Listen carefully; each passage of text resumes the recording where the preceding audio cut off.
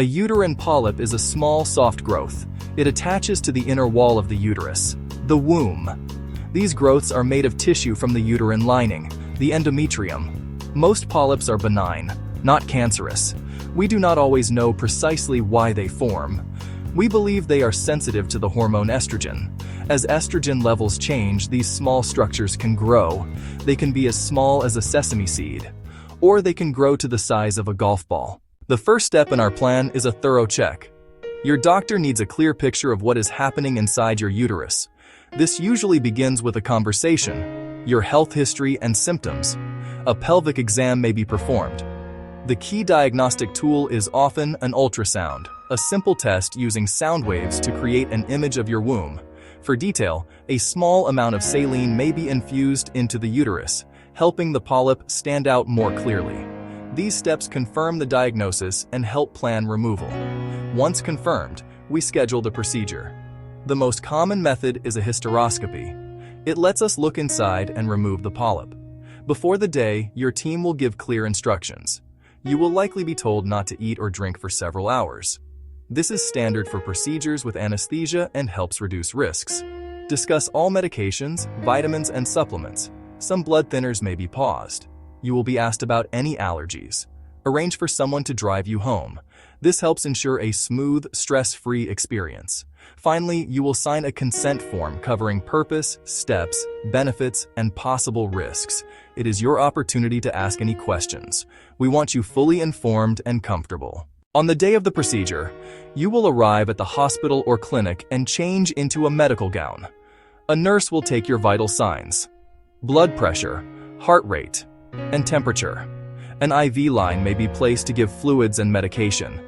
You will meet the anesthesiologist to discuss your comfort plan, local or general anesthesia.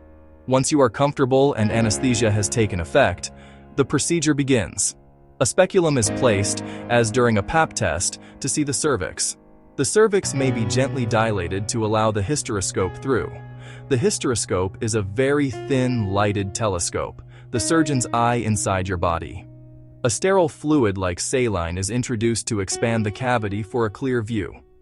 This separates the walls so the entire lining can be inspected. The scope is guided through the cervix into the uterus.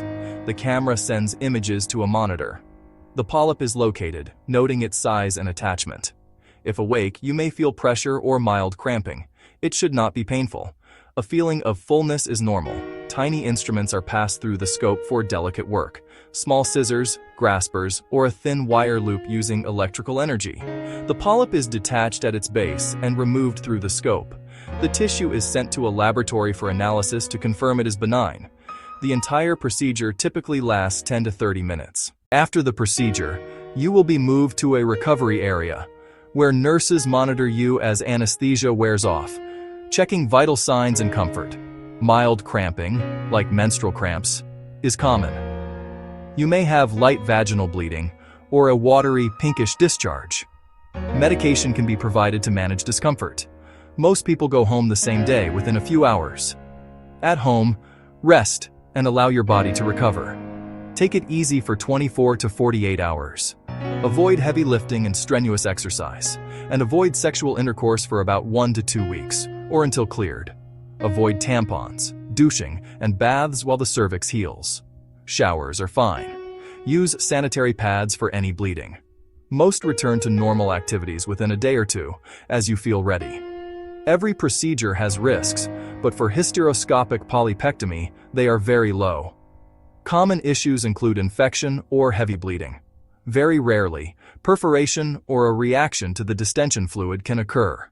Call your doctor for fever, severe pain, heavy bleeding soaking a pad an hour, or foul-smelling discharge. Lab results usually return within 1 to 2 weeks. In most cases, results confirm the polyp was benign. No further action is needed. A follow-up may be scheduled.